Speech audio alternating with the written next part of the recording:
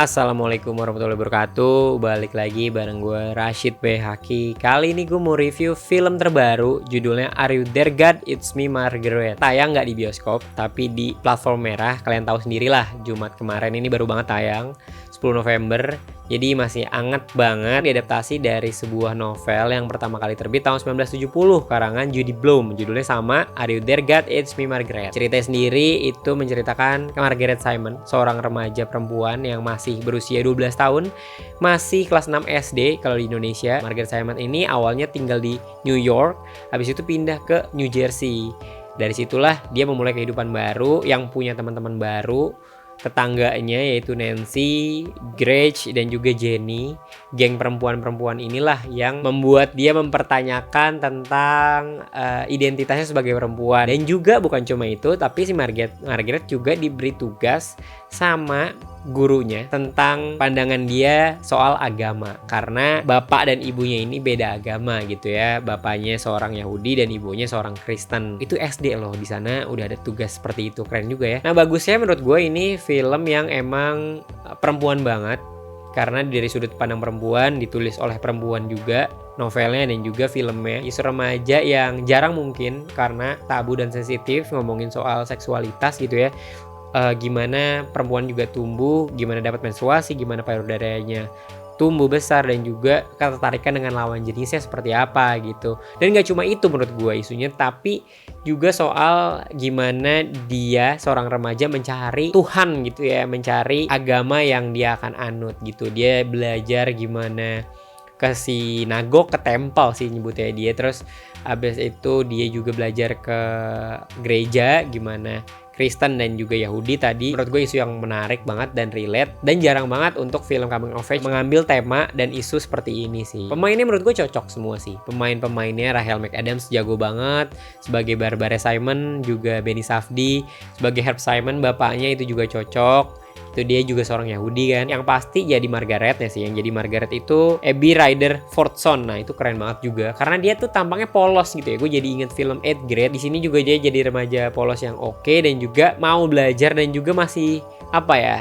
emosinya tuh naik turun gitu, belum stabil karena emang masih remaja kan, masih belum tahu gitu dirinya seperti apa. Dan juga menurut gue yang menarik lagi adalah dialognya sih. Dialog di sini tuh ya emang polos banget aja gitu. Gue ngerasa anak-anak remaja pada usianya ceplos-ceplos aja, dan itu menurut gue nyaman banget karena emang realnya seperti itu, dan bisa memperlihatkan mungkin di Amerika juga budayanya seperti itu gitu ya. Masih ada kebebasan lah ya, kita tahu juga Amerika ini liberal, jadi bisa ngobrol dengan bapaknya seperti itu, dengan ibunya, dengan juga neneknya gitu ya, akrab banget. Dan itu menarik sih buat gue untuk tahu budayanya di tahun 1970-an itu seperti apa. Karakter-karakter di sini menurut gue menarik dan banyak banget gitu karakternya. Kita bisa ngeliat Nancy yang kepala geng gitu, ketua geng, itu bacot banget dan nyebelin sih sebetulnya. Terus juga Grace kelihatan banget dia kayak cewek Cooper gitu ya, pakai kacamata gede. Terus juga ada Jenny, dia cewek yang kulit hitam dan juga bisa fun gitu. Yang paling menarik juga ada yang si sebenarnya Margaret suka, yaitu Moose Fried, itu juga oke. Dan emang looksnya dari wardrobe, dari tata rias menurut gue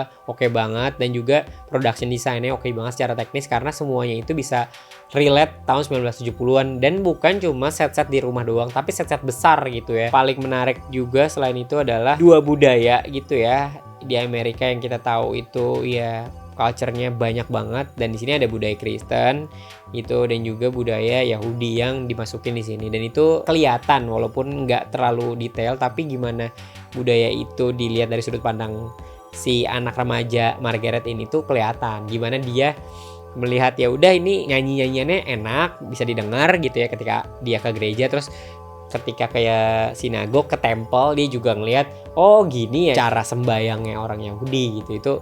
Itu juga menarik. Kurangnya menurut gue karakter yang banyak ini tuh nggak dibahas detail, atau kayak nggak ada POV gitu di akhir. Kayak Philip Leroy ya udah gitu aja, Norman Fisher ya udah gitu aja. Yang paling kelihatan mungkin Laura Denker, karena dia ya akhirnya ada juga di akhir gitu. Menurut gue sayang aja sih, karena karakter-karakter ini tuh juga menarik sih sebenarnya untuk dikasih gimana sih hubungan mereka. Menurut gue juga ya biasanya ya ada lagu yang emang jadi soundtrack asli gitu, ataupun soundtrack yang diambil lagi dari lagu apa yang di zamannya tahun 1970-an. Tapi ini gue kayak nggak ada yang bener-bener nempel gitu sih. Walaupun ada ya di awal doang gitu untuk montas-montas di awal, tapi di akhir tuh kayak nggak ada. Hubungan dia sama Tuhannya mungkin nggak jadi diobrolin lebih lanjut ya. Itu bagus sebetulnya. Tapi yang gue sayangkan itu hubungan Margaret dan juga keluarganya sih. Jadi kayak ngegantung aja gitu dia dengan kakek neneknya, itu jadinya nggak dibahas lebih lanjut karena ya hampir utuh tapi nggak jadi utuh. Nah, kalau adegan yang gue suka tuh adegan dimana si Margaret ini nggak sengaja dan tiba-tiba ngumpul sama kakek neneknya yang nggak pernah dia temui, bahkan bapak ibunya juga nggak pernah dia temui. Setelah berapa belas tahun mereka makan malam, tiba-tiba ada ibunya bapaknya gitu ya, neneknya si Margaret ini datang juga bawa pacarnya, dan ya udah mereka makan bareng. Itu gue ngerasa apa ya, ketiba-tibaan ini walaupun ya kebetulan gitu, tapi itu udah hangat banget gitu gue rasanya. Tapi ternyata di situ juga masalahnya klimaks dan berantem gitu ya. Udah, lu agama ini aja, lu agama ini aja, jadinya malah berantem gitu. Agama bukannya menyatukan malah berantem. Jadi menurut gue itu juga jadi salah satu kritik buat kita yang pemeluk agama untuk ya kalau lu beragama justru jangan bikin perpecahan, tapi kan justru bikin persatuan kan. Itu yang menurut gue menarik banget lah, dari remaja itu dikasih tahu seperti itu. Ya ini karena Amerika banget gitu ya, liberal banget ya, dia emang nggak diliatin dia milih agamanya atau apa, dan itu juga nggak terlalu penting lah sebetulnya karena itu privasi lah, hubungan seseorang dengan Tuhannya sendiri. Terus adegan apa lagi ya, udah sih kayaknya itu aja. Sisanya sih ya oke aja. Ya ini isunya perempuan banget lah gitu. Gua nggak terlalu dekat banget, nggak tahu banget. Tapi pas ngeliat ini, oh jadi pandangannya perempuan waktu remaja itu seperti ini gitu. Itu gue baru lihat pandangan ini sih. Mungkin menurut kamu yang udah nonton seperti apa, bisa komen di bawah. Terus kalau skor nih. Nah kalau skor gue sih sebetulnya 8 dari 10. Karena ini film yang gue nggak nyangka ternyata isunya tuh nggak cuma isu perempuan doang gitu ya, tentang perempuan, tapi juga ada isu manusia dengan Tuhan. Itu yang jarang disorot ya di film-film remaja, film-film coming of age seperti ini tuh jarang banget di Indonesia juga, bahkan makanya kayaknya gue belum pernah lihat sih yang mempertanyakan soal identitas dia sebagai seorang pemeluk agama atau enggak, soal hubungan dia dengan Tuhan, itu kayaknya jarang. Jadi itu poin plusnya sih menurut gue. Segitu aja. Jangan lupa yang mau join membership bisa sekarang karena udah ada. Terus juga bisa nyumbang di Saweria. Jangan lupa subscribe, nyalakan notifikasinya, follow Instagram, Twitter, TikTok kita juga ada. Jadi silahkan kalau mau tahu update film-film yang di review terbaru dari Sincrypt. Dan sampai jumpa.